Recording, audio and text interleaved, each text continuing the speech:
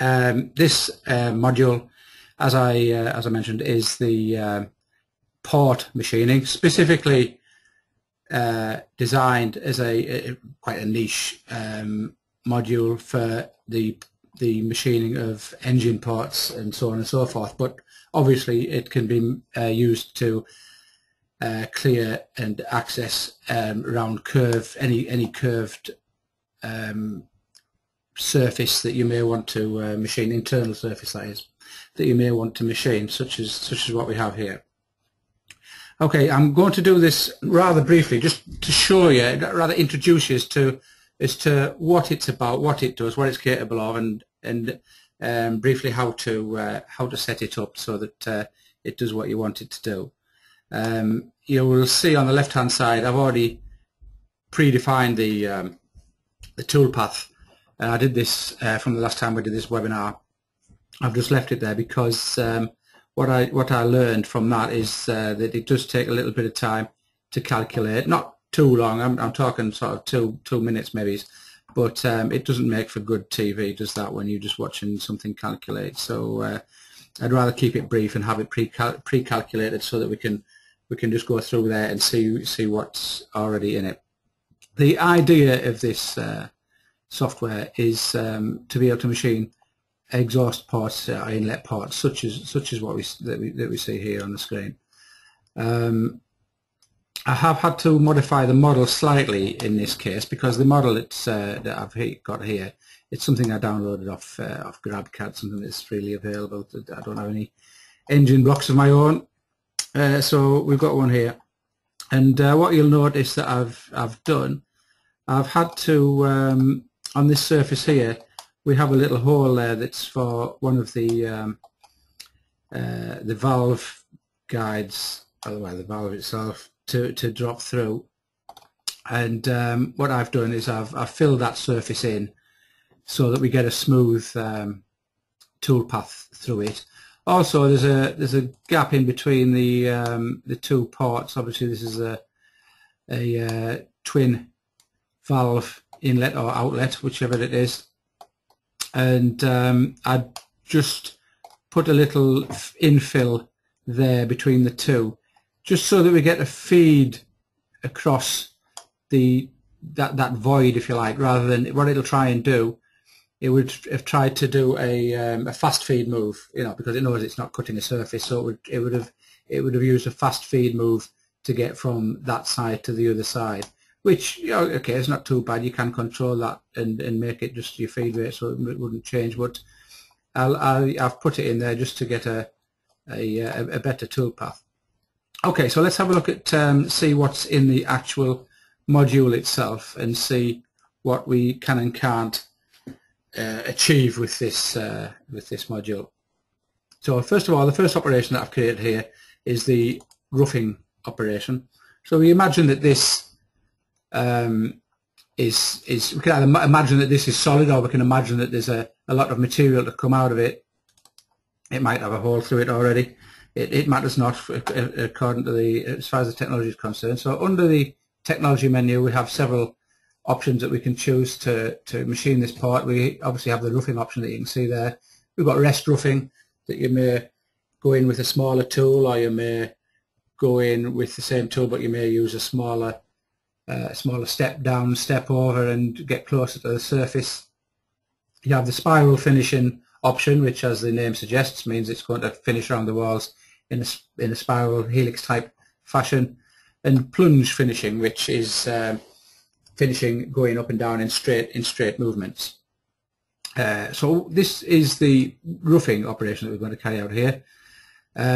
First of all, as ever, in any 5-axis mode, you only have the one Mac position that you revolve around in the same way as you would in simultaneous 5-axis. The geometry we've chosen is just the surfaces there that I showed you earlier, where we've got the part itself and the filled in areas as well. I've selected there, so we have 3 surfaces there that we are machining, and I've offset that surface by 1 millimeter. So I'm leaving 1 millimeter on for the roughing, for the finishing tool to take off.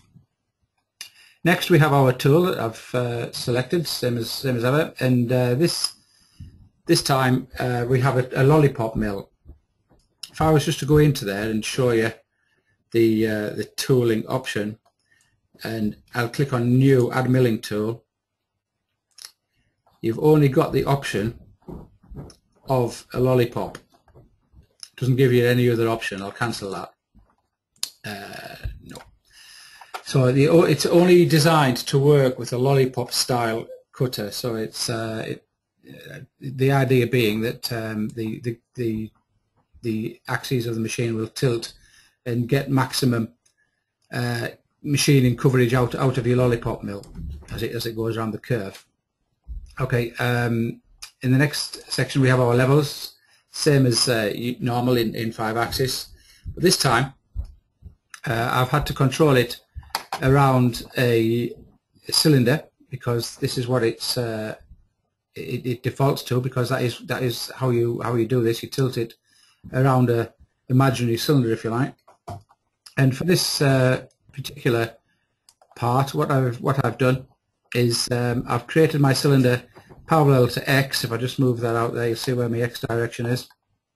Parallel to the X direction, and I've given it a radius of 50 millimeters, which is enough to clear around here that I quickly worked out. And I've clicked on a point on the edge of the on the corner of the part here. So the idea being that my tool is going to be going in the port at this end here, and then getting the rest of it from the other end. So it'll start at one end and revolve around and go in the other end and meet in the middle, so to speak. So this is what I've done. I've created an imaginary cylinder parallel to the x-axis. I've clicked on that point, so that's the center of my arc, so that I'm going to be coming around in that aspect there.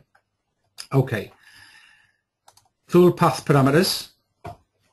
What I'm doing here is telling it that I'm going to step over 5 millimeters every time I take a layer of material out. I'm going to step over it 5 millimeters, quite a lot, but the reason I did that is so that you can see clearly on the graphics on the screen what I've achieved with the tool path. Obviously in real world machining you wouldn't be stepping over that much, I don't think, with this type of tool and this type of machining, but it gives you an idea as to what it's doing, and that's given me an automatic scallop of this value here. I've also told it to step down each time it spirals round. It's helically going down there. As it goes down, it's going to step down 2 millimeters each time. Tool axis control, I've not had to control the tool axis in any way, and link, etc. There's nothing in there. I've not even had to use gouge check for anything, because there's nothing that seems to be interfering with it as standard. Obviously you only use that if you're catching something like your tool shank may catch the edge of the part. You can control that with your tool axis control as well. Back to toolpath parameters. Part of the strategy here, apart from the step over and step down, which you've already seen, we also have the direction of machining and how we are going to achieve the roughing of the part. So what we can select here is our output type, both. Well, that doesn't really mean anything until you know what's under there. So the output type is either from the top or the bottom, or in this case, as you're seeing, both. So in both, what it'll do, it'll start machining at one end, get to, in my case here where I've got selected, the midpoint, and then it'll go to the other end and machine to the midpoint from the opposite end. You can choose the midpoint. You can choose maximum from top, maximum from bottom, or a user defined. I've chosen midpoint, and that's why these sliders have automatically gone to 50-50. So from the top we're going from 0 to 50%, and from the bottom we're going from the 50% to 100%. So that's the way it works there. But yeah, once you change this, then your sliders, sorry, user defined, your sliders become live. Then you can change them as you wish. But you would only ever need to do that, I would imagine, once you've gone to midpoint, or you've chosen one of the other ones and you've realized you can't get there without doing something. So you would then end up having to come back into here, click user defined, and reduce it or increase it in some way. But in our case, we're going to use both, and go to the midpoint, which is working in this example. Lower down here, you can see that we've got our direction of machining, which I've got set to climb machining. Okay, if I come out of there now, that's all I've needed to select. I'll show you the toolpath by clicking on the little menu there, little box there, and you can see what it's doing immediately from the side. It's starting at one end, and then it's going around my arc, as I mentioned earlier in our levels setting, in our cylinder, and it's going into the other end. So it looks like it's starting at the top, machining to midpoint as we just already defined, and it's coming around and machining from the bottom to meet itself where it was. So we can have a look at it do that. I'll simulate it in the host CAD environment, and you'll see our tool come down eventually. Hang on a second.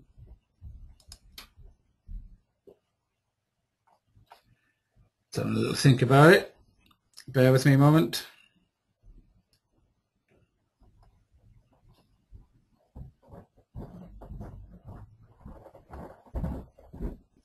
Right. Okay. There we go. Right. Here's our tool about to start machining on the top of our part there. If I zoom up on there, you'll get an idea as to what it's going to do.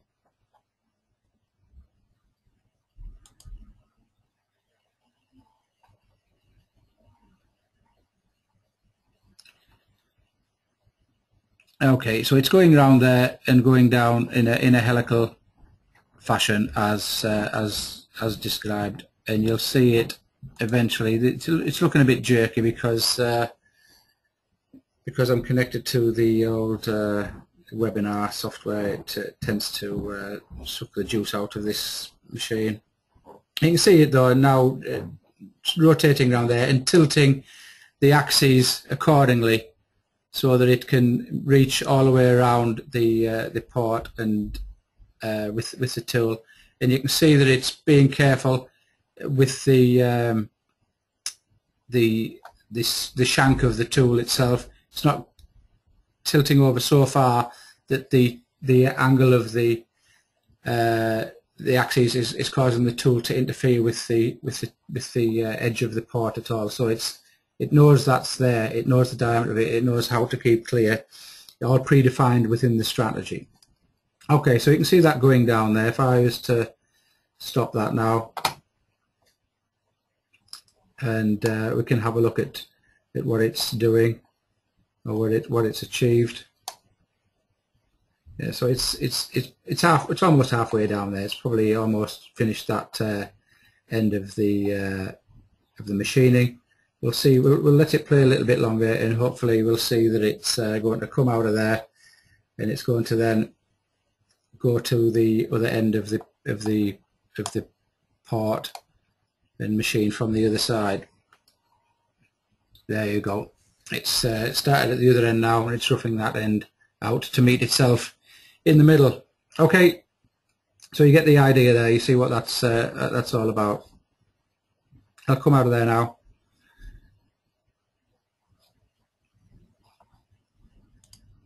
And we'll have a look at the next operation that we've got lined up. Obviously, once you've roughed it out, I'll just have a quick look at that toolpath again. You'll see my step over was 5mm. So what you see is you're seeing one toolpath in the middle, and then you're seeing another toolpath on the outer with my 5mm step over. Okay, so you get the two entries, one for the one cut and one for the second. The next operation is the finishing operation. What I've done, again, for simplicity of explanation and calculation and for graphics, I've just used the same tool. The geometry is obviously the same. You're working on the same part. This time, obviously, the offset is set at 0 because we're finishing it. The tool, as I said, is the same tool. The levels, again, is set the same, so that I'm working around the same way, the same cylindrical diameter, a radius of 50 in parallel to the X, and through the point, the predefined point, which is on this corner here. Toolpath parameters. This time we've got a maximum step over of 2 millimeters. We've not got a step across this time because it's a finishing strategy. In our sorting, same setting as last time. We're outputting using the both top and bottom method, and we're going to meet at the midpoint, exactly the same as last time.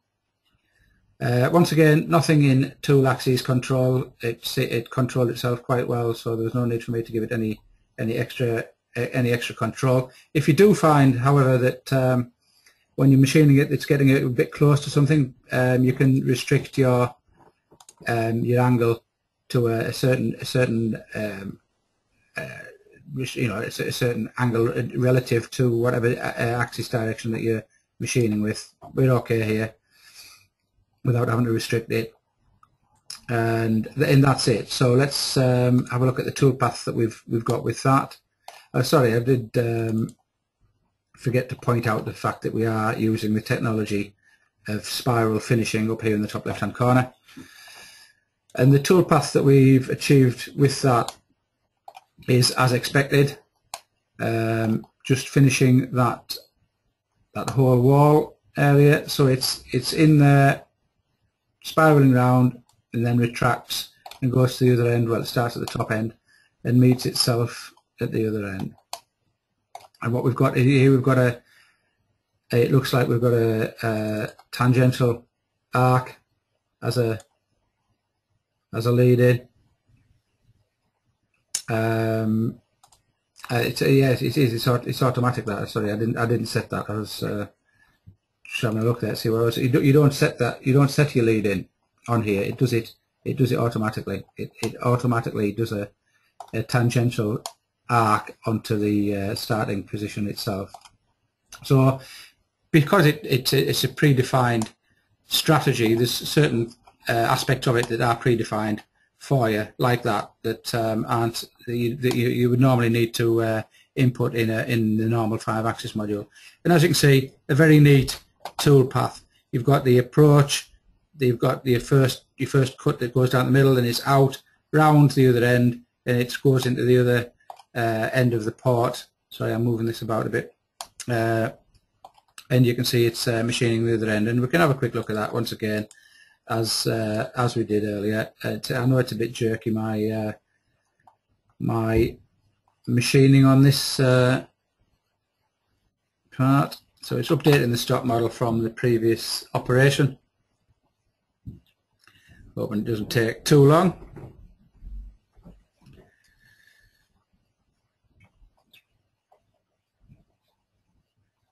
And it is. Bear with me.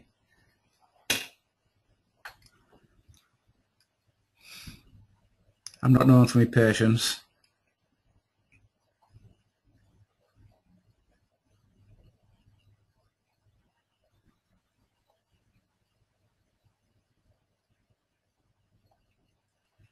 Okay, I'll let that do its calculations. So just to quickly recap, the port machining is, as you've seen, specifically designed for exactly doing that, machining the ports of the cylinder heads for engines and so on and so forth. But obviously it's not beyond the wit of man to understand that this can be quite a handy module if you have similar machining features on a part where you need to have access around a curved internal surface of some sort. Right, once again, we're just waiting for this machine to think about doing what I've asked it to. Yep, there it goes. Okay, so we can see what it's doing there. I don't know how big this model is. It might be massive. That may be why it's taken so long. So we can once again set this going, and hopefully it'll start showing us something in the not too distant future. There it goes. Here we are. I mean, I know I'm going over old ground. It's very similar to how it looked when you were roughing it out. There's not a great deal to see there, but you can get a flavour of what it's achieving there. It's on its way around doing the finishing of the part, and you can just see on the model, you can just see the yellow of the toolpath just touching the model there, which is what we want to see. Obviously, if this was a real working model and not something I've just downloaded off the internet, we would have a surface on there, we'd have some material on there that we could see that we're actually machining from. Okay, I'll stop that there because it does jerk about a bit.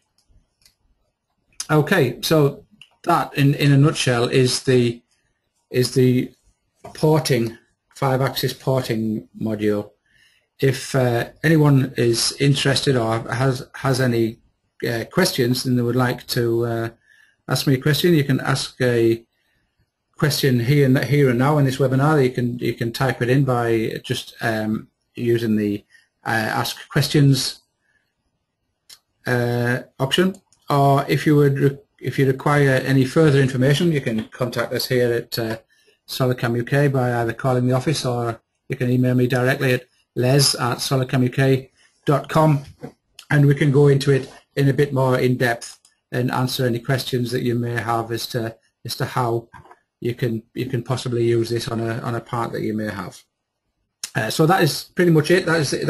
As I say, in a nutshell, I kept it brief purely because of calculation times and so on and so forth, and just to give you a flavour as to what the